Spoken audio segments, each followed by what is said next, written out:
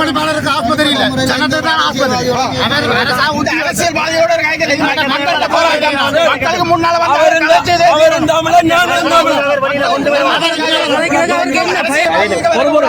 போலீஸ்கார அவரோட கூட்டிட்டு வர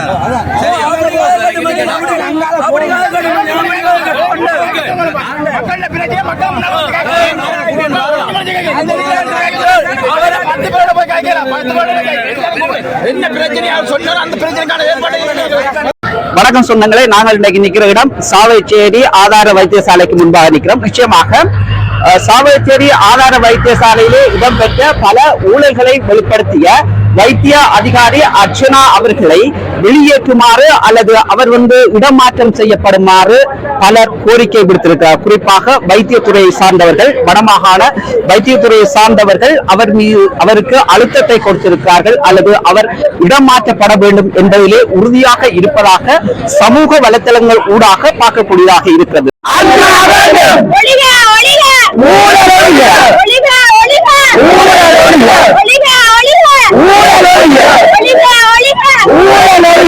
வைத்தியசாலையில எனக்கு சிகிச்சை சரியா கிடைக்கல. 2 ஆண்டு ஆயுர்வேதில மருந்து எனக்கு என்ன சொன்ன நம்ம மாட்டேங்க. வாயில புண், வாய் குடல் வழியா புண், தண்ணி தொண்டைலாம் தண்ணி போக மாட்டேங்குது. தண்ணி இறங்குது இல்லையா நான் சாவச்சேரி வைத்தியசாலையில வந்தேன். வந்தீங்க குழாய் விட்டு அதுக்குரிய சிகிச்சை. அப்ப வேற டிஎம் பொம்பளைகள் தான் பெருந்தவா எல்லாம் செய்து எனக்கு ரத்த வீதம் 4.5 குறைஞ்சிட்டு 13.5 இருந்து. அப்ப நான் போயிட்டேன்னு சொல்லி விட அம்மா எல்லாமே அம்மா ஏன் விழா கட்டத்துக்கு போறான்னு தெரியலன்னு என்னோட யாழ்ப்பாணம் அனுப்பினேன். அங்க ரோட்ல இருந்துட்டு எனக்கு ஒரு மருந்துமே தெரியல. அதே அப்ப நான் பல வைத்தியசாலையில இப்படி குசி ஒண்ணு மாறி தந்து நான் கேள்வியா டாக்டர் கேட்கிறேன். என்ன டாக்டர் நான் சாதாரணமா மருந்து எடுக்க வந்து வந்த அப்புறம் திடீர்னு இல்லாம போய் சொன்ன உடனே குசியை வேண்டி பார்த்தேன். வேற ஒரு டாக்டர் பார்த்துட்டு குசியை விட்டு டஸ்ட்பின்ல போட்டுச்சுனேன். அப்ப எனக்கு அதே சந்தேகமா உடனே வலிக்கிட்டு சாவச்சேரிக்கு நானா தான் வந்தேன். அவை ரான்சம் வந்து கிளஞ்சி தான் ரான்சம் பண்ணேன். நானா தான் சாவச்சேரி வைத்தியசாலை வந்தேன்.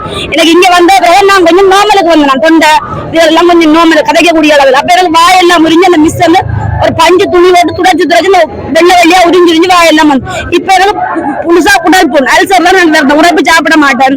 இப்ப எனக்கு கத்திட்டு போறதுனால என்ன மாதிரி இருப்பது தெரியாது. 2023ஆம் ஆண்டு 9ஆம் மாசம் 15ஆம் தேதி ஆர்டிஎச்ல வச்சு வேலை செய்வாங்க. அதுல இந்த மயூரன் சார் யாழ்ப்பாணம் அவரும் ஆர்டிஎச்ல பழைய மகேந்திரன் சாரும் இன்னும் ஒரு பேர் மறந்துடும். அவர் கிளிநொச்சியில மென்டாலிட்டி அதுக்கு பொறுப்பா இருக்கிறேன். 3 பேரும் தான் ஒரு பொம்பளை ஒரு அளவாதான் அந்த ரெக்கார்ட் பண்ணவா செய்து. அதை கடைசியா எனக்கு சொன்ன பதில், அம்மா உங்களுக்கு சைக்காட்ரி பிரச்சனை இருக்குது, நான் உங்களுக்கு சகோதரமா சொல்றேன், இந்த நம்பரை எழுதி தந்து அந்த கிளிநொச்சிக்கு பொறுப்பா இருக்க மென்டாலிட்டி தன்னை பார்க்க சொல்லு. நான் மென்டாலிட்டி தான் நான் சமூக 15 வருஷமா சமூகம் என்ன பிரச்சனை அந்த இடத்துல நான் நிற்பேன். இயக்கத்தி சந்தியில மதுவான சாலை பள்ளிக்கூடத்துக்கு முன்னுக்கு நான் முன்னுக்கு ஆர்ப்பாட்டம் ஊத்துறேன்.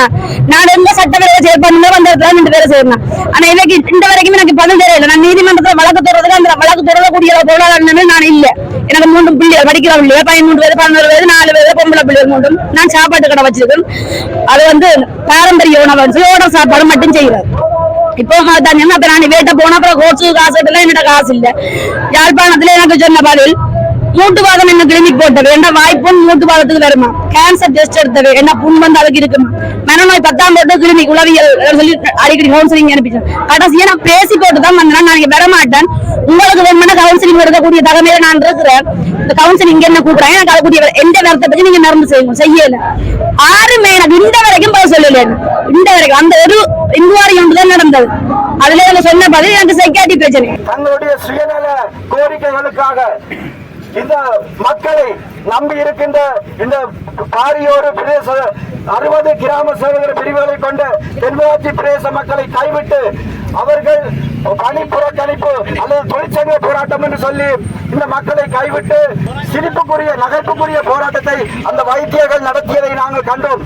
அந்த வைத்தியர்களுக்கு நாங்கள் 2வது நாளிலே அங்கே இந்த வைத்தியசாலையினுடைய நிலைமைகளை பார்வையிட்ட பிறகு இந்த வைத்தியசாலையினுடைய ஒரு பயனாளி ஒரு நோய் வந்த அந்த வைத்தியசாலையிலே பயன்பெறுவன் என்ற ரீதியிலும் இந்த மண்ணினுடைய ஒரு பொதுமகன் என்ற ரீதியிலும் நாங்கள் அனைவரும் ஒன்றிணைந்து அந்த வைத்தியருக்கு தாழ்ந்த கோரிக்கைகளை விட்டிருந்தோம். உடனடியாக வைத்தியசாலைக்கு வந்து கடமைகளை பொறுப்பேற்று நோயாளிகளுக்கான சிகிச்சை வழங்குமாறு கோரியிருந்தோம்.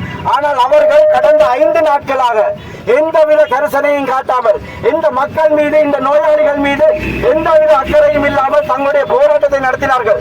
ஆனால் இன்றைய தினம் மாபெரும் ஒரு மக்கள் எழுச்சி இடம்பெறப் போகின்றது என்பதை தெரிந்து நள்ளிரவு கள்ளர்கள் போல திருடர்கள் போல இந்த வைத்தியசாலையின் பின்பக்க வாசல் வழியாக வந்து இந்த வைத்தியசாலையிலே நுழைந்துள்ளதை நாங்கள் அறிந்துள்ளோம். ஆகவே எங்களுடைய போராட்டத்தின் நோக்கம் இந்த வைத்தியசாலை இவ்வளவு காலமும் ஒரு யாழ் மாவட்டத்தினுடைய பிரதான வைத்தியசாலையாக வர வேண்டியது. ஆனால் இன்றைக்கு ஒரு கிராமிய வைத்தியசாலை போன்ற இந்த வைத்தியசாலை இருக்கின்றது. நிச்சயமாக சாவகச்சேரி ஆதார வைத்தியசாலையிலே பல ஊழல்களை அர்ச்சனா அவர்கள் வெளிப்படுத்தி இருக்கிறார். அவருக்கு ஆதரவாக இன்றைய தினம் சாவகச்சேரி பிரிவு குறிப்பாக தென்மராட்சி பகுதியிலே இருக்கின்ற பொது அமைப்புகள், சமூக ஆர்வலர்கள், வர்த்தக சங்கத்தினர் என்று பல்வேறு தரப்பினரும் இணைந்து மிகப்பெரிய அளவிலே ஒரு போராட்டத்தை முன்னெடுத்திருக்கிறார்கள். எந்த ஒரு அதிகாரியாக இருக்கலாம், ஒரு அலுவலராக இருக்கலாம், ஒரு பணிக்கு அவர் நியமனம் வழங்கப்பட்டால் அவரை பணி செய்ய விட வேணும் சரியான அதிகாரிகளாக இருந்தால். அது மாத்திரமே ஒரு ஆளை அந்த இடத்தை விட்டு நீங்கள் விலக்குறீங்கள் அல்ல ராஜினாமா கொடுக்குறீங்கன்னா ஒன்று வந்து பனிஷ்மெண்ட் ஆன்சராக இருக்கணும், இல்லை ப்ரமோஷன் ஆன்சராக இருக்கணும், இல்லை அவருடைய இயலாமையாக இருக்கணும். இந்த மூன்றும் இல்லாத ஒரு நேரத்தில் அவருக்கு என்ன காரணத்துக்காண்டி இந்த பணியிடம் மாற்றத்தை நீங்கள் கேட்குறீங்கள் அல்ல வழங்க போறீங்கள் என்றால் அதை வந்து மக்களுக்கு சொல்லி ஆகணும். நாங்கள் திரும்ப கேட்டுவிட்டுருக்கோம். இதுவரையில் எந்த அதிகாரியும் உயர்மட்ட அதிகாரிகள் யாருமே இந்த அறிக்கையும் இந்த விஷயத்தோட எதுக்காக நாங்கள் மாத்திரம் என்ற கதையை இதுவரை சொல்லி எங்களுக்கு காரணத்தை சொன்னால் மேற்கக்கூடிய காரணங்கள் இருந்தால் அது மக்களை பாதிக்கும், இல்லை நோயாளரை பாதிக்கும், இல்லை வைத்தியரை பாதிக்கும் என்றால் நாங்கள் அதுக்கு கதைக்க வரையில. எங்களுக்கு பட்டது அடிப்படையில் நீதிக்கு முரணான செயற்பாடு நடக்குது. அதுக்காக நாங்கள் நீதிக்காக குரல் கொடுக்க வேண்டியதான் இந்த மக்களோட ரோட்டுக்கு வந்தது. ஒன்று நோக்கம் உங்களுக்கு நாங்கள் இன்றைக்கு இந்த போராட்டத்துக்கான காரணம் உங்களோட வைத்தியசாலை எவ்வளவு வசதிகளோட இருக்குது, எவ்வளவு வசதிகளை இந்த வைத்தியசாலை இன்றைக்கு சரிவர இயங்காத நிலையில இருக்குது. இதுக்கு வந்து நிர்வாக பிள்ளைங்க சொல்லும், இதை வந்து ஊழல்கள் கூட நடக்கும். இதனால வந்து அந்தந்த தங்களுக்கான ஒரு சுயநலமான இதோட இயங்கினே ஒழிய மற்றபடி பொதுமக்களுக்காக நோயாளிகள் வந்து பாதுகாக்கப்பட வேண்டும் அந்த எண்ணம் இல்லை. எல்லாரும் தாங்கள் உழைத்து கொண்டு போகும் என்ற ஒரு நோக்கத்தோடு தான் இருக்கிறேன். ஊழல் தான் முழுக்க இங்கே நடக்கும்.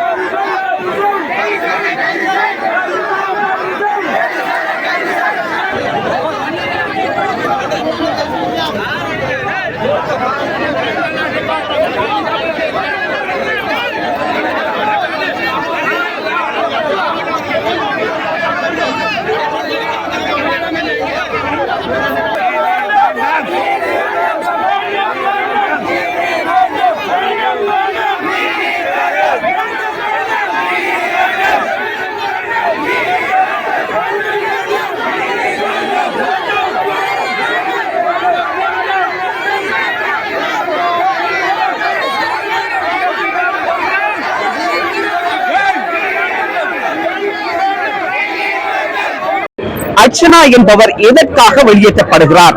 அவருடைய போராட்டம் எதற்காக முன்னெடுக்கப்பட்டது? அல்லது அவர் சில விடயங்களை வெளிப்படுத்தியதன் காரணம் என்ன? 25 வைத்தியர்கள் இந்த வைத்தியசாலையில் குறிப்பாக சாவகச்சேரி ஆதார வைத்தியசாலையில் இருந்து எதனை சாதித்தார்கள் என்கின்ற மிக பெரும் கேள்வி இந்த மக்கள் மத்தியிலே எழுகிறது. எங்களுடைய தென்மராட்சி மக்களின் சமூகம் எல்லா ஊர்களிலும் இருந்து எல்லா மக்களும் வந்திருக்கிறார் ஆயிரக்கணக்காக. எங்களுடைய இந்த அர்ச்சுனன் இந்த இடத்திலே பணிபுரிய வேண்டும். அவர் உண்மையிலேயே இந்த ஊழல்கள் வந்த 10 நாடுகளில் இந்த ஆதரவு வைத்தியசாலையில் நடக்கின்ற ஊழல்கள் அத்தனையும் உண்மை என உறுதிப்படுத்திய இவரை 10 நாட்களுக்குள் மாற்றம் செய்வது எப்படி? இது வந்து அவருக்கு ஒரு திட்டமிடப்பட்ட ஒரு சதி. எங்களுக்கு அர்ச்சுனன் வேண்டும். தனியாக ஒருவனாக நின்று இன்றைய 10 நாடகம் தனி ஒருவராக நின்று இவ்வளவு தூரம் அச்சலம் பட்டு வந்த ஒவ்வொருத்தரையும் தன்னுடைய பிள்ளைகள் போல எல்லோருக்கும் சிகிச்சை அளித்து மேல் சிகிச்சைக்காக 25 டாக்டர்மார் இருக்க வேண்டிய இடத்தில் ஒரே ஒரு டாக்டர் அதுவும் எங்களுடைய அர்ச்சுனன் டாக்டர் தான் இப்பொழுது இவ்வளவு தூரம் எங்களுடைய மக்களுக்கு சிகிச்சை சிறந்த முறையில் சிகிச்சை அளித்து அங்க பெரியாஸ்வரிக்கு அதாவது யாழ்ப்பாண போதனா வித்தியாசாலைக்கு அனுப்பி வைத்திருக்கார். எங்களுக்கு இந்த அர்ச்சுனன் அண்ணாக்கு நீதி வேண்டும். அந்த அர்ச்சுனன் வைத்தியருக்கு நீதி வேண்டும். அவர்தான் இந்த வைத்தியசாலையிலே பணிபுரிய வேண்டும். இவர் வந்த 10 நாட்கள் ஒரு அரசாங்க உத்தியோகருக்கு 10 நாட்கள் கிடையாது இடமாற்றம். 5 வருஷம் 4 வருஷம் தான் இடமாற்றம். இது திட்டமிடப்பட்ட சதியிலே இவர் உண்மையை போட்டுடைக்கிறார். இவரை எப்படியாவது இந்த சதி வலைக்குள் நாங்கள் சிக்கி அளித்து அர்ஜுனனை இந்த இடத்தை விட்டு நகர வைப்போம் நினைத்தார். இல்லை, முடியாது. மக்களின் போராட்டம் ஓயாது. இந்த மக்களின் இந்த போராட்டம் ஓயாது.